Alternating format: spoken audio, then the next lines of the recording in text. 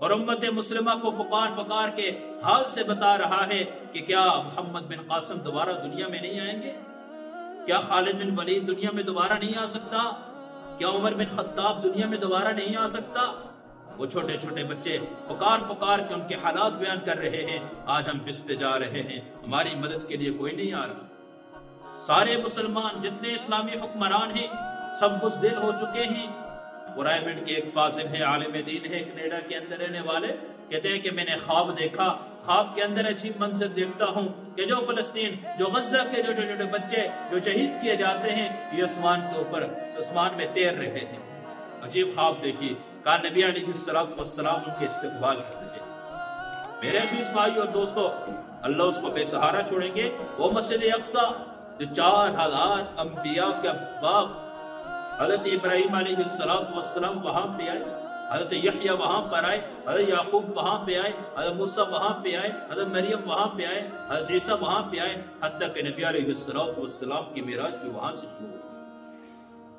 سبحان الذی اسریٰ بعبدہ لیلا من المسجد الحرام الى المسجد الاقصی. مسجد حرام سے اللہ بیت المقدس لے کے گئے، وہاں اللہ نے سارے نبیوں کا امام بنایا، وہاں سے اللہ نے آسمانوں کا سفر کروایا. کیا خیال ہے اللہ اس کو بیابان چھوڑنے کی؟ تو میرے عزیز بھائی اور دوستو، آج امت مسلمہ کے اوپر جو حالات آئے ہیں ہمارے اعمال کی وجہ سے وہ حالات آئے ہیں. آج اگر ہم اپنے اعمال کو درست کر دیں سارے کے سارے حالات درست ہو جائیں گے، اللہ کی مددیں آنا شروع ہو جائیں گی.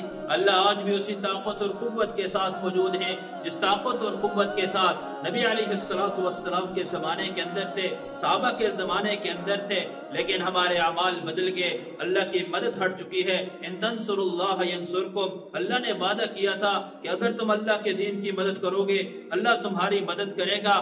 آج اللہ کی مدد کیوں اٹھ چکی ہے؟ کیوں امت مسلمہ پستی جا رہی ہے؟ کیوں امت مسلمہ حالات کا شکار ہوتی جا رہی ہے؟ میرے عزیز بھائی اور دوستو، امت مسلمہ کے اوپر ایک دور ایسا گزرا تھا، وہ حضرت خالد بن ولید رضی اللہ تعالیٰ عنہ کہ جن کا نام سن کے روم کانپتا تھا.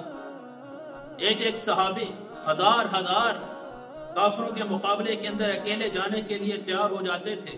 وہ ایمان تھا. جب ہمارا ایمان کمزور ہو گیا، فرمایا کہ اس امت کے اوپر، مسلمانوں کے اوپر کفار کا روب آ جائے گا، اور کفار کے اندر مسلمانوں کا جو روب اور دبدبہ تھا وہ اللہ ختم کر لیں گے، مسلمان حالات کا شکار ہو جائیں. میرے عزیز بھائی اور دوستو، وہ فلسطین آج بے سہارا ہوا ہے. وہ آپ نے دیکھا ہوگا وہ چھوٹے چھوٹے بچے وہ کن حالات کے اندر ہیں. وہ چھوٹے چھوٹے بچے، وہ ویڈیو کے اندر آپ نے دیکھا ایک معصوم بچہ، اس کے چہرے کے اندر، اس کے چہرے پہ مسکراہٹ. وہ اس بلڈنگ کے نیچے اپنی زندگی تلاش کرنے کے لیے اپنے ہاتھ کو باہر کیے ہوا ہے، اور امت مسلمہ کو پکار پکار کے حال سے بتا رہا ہے کہ کیا محمد بن قاسم دوبارہ دنیا میں نہیں آئیں گے؟ کیا خالد بن ولید دنیا میں دوبارہ نہیں آ سکتا؟ کیا عمر بن خطاب دنیا میں دوبارہ نہیں آ سکتا؟ وہ چھوٹے چھوٹے بچے پکار پکار کے ان کے حالات بیان کر رہے ہیں. آج ہم پستے جا رہے ہیں، ہماری مدد کے لیے کوئی نہیں آ رہا. سارے مسلمان جتنے اسلامی حکمران ہیں سب بزدل ہو چکے ہیں. سب کے اوپر کفار کا، یورپ کا، غیروں کا دبدبہ آ چکا ہے، کیونکہ جو اپنے مقصد کو چھوڑ دیا، اپنے مقصد کو بھول کے کفار کا روب اور دبدبہ اوپر آ چکا ہے. اگر مسلمان اپنے مقصد کے اوپر آ جائے تو کفار آج بھی اس کے ماتحت رہ کے زندگی گزاریں گے. وہ فلسطینی بچے، کیا خیال ہے وہ ویسے ان کا لہو ویسے رہ گا جائے گا؟ کیا ان کی چیخو پکار ویسے رہ گا جائے گی؟ کیا ان کے اوپر جو حالات آئے ہیں ویسے رہ گا جائیں گے؟ میرے عزیز بھائی اور دوستو، ان کا تو رب کے ہاں مقام اور مرتبہ ہے، ان کا تو اللہ نے بڑا اونچا مقام. رائمنڈ کے ایک فاضل ہے، عالم دین ہے، کینیڈا کے اندر رہنے والے، کہتے ہیں کہ میں نے خواب دیکھا، خواب کے اندر عجیب منظر دیکھتا ہوں کہ جو فلسطین، جو غزہ کے جو چھوٹے بچے جو شہید کیے جاتے ہیں یہ آسمان کے اوپر آسمان میں تیر رہے ہیں.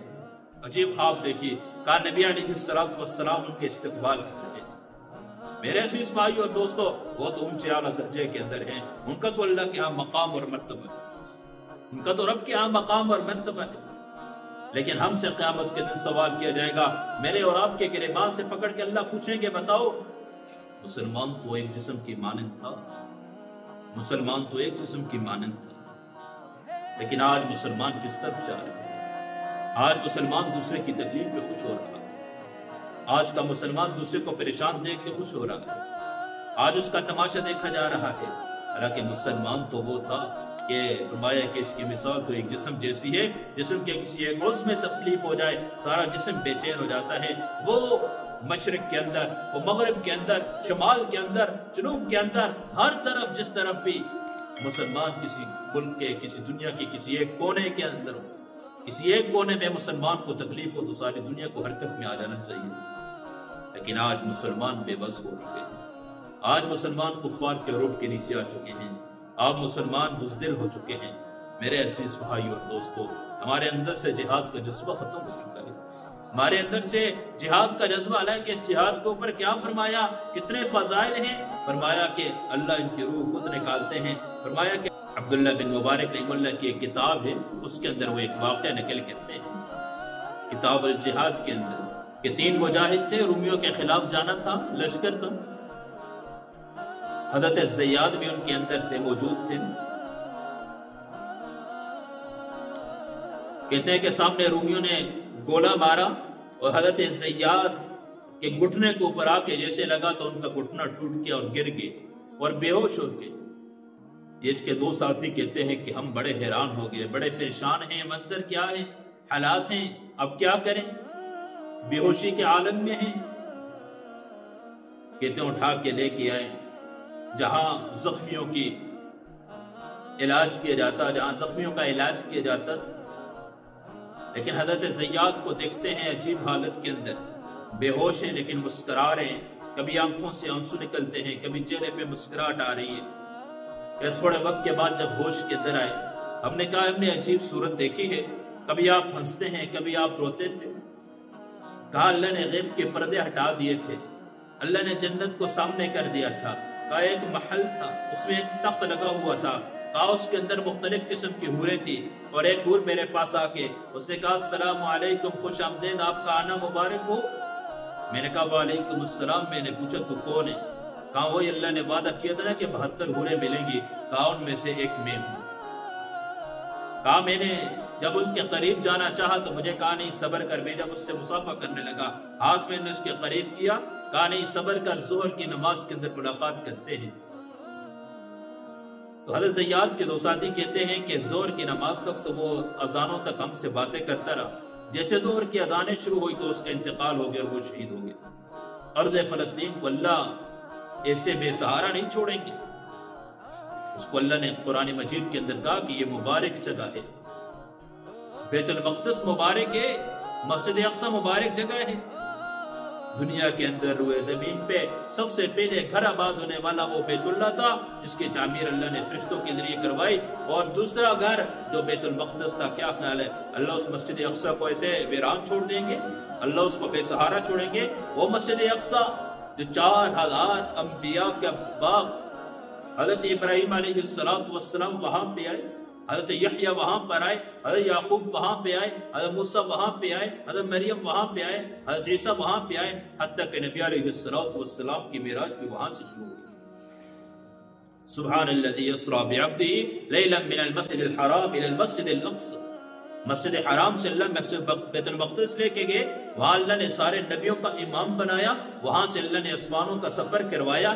کیا خیال ہے اللہ اس کو بیابان چھوڑنے کی؟ وہ یوں بیابان رہے گی؟ ہرگز ایسا نہیں ہو سکتا۔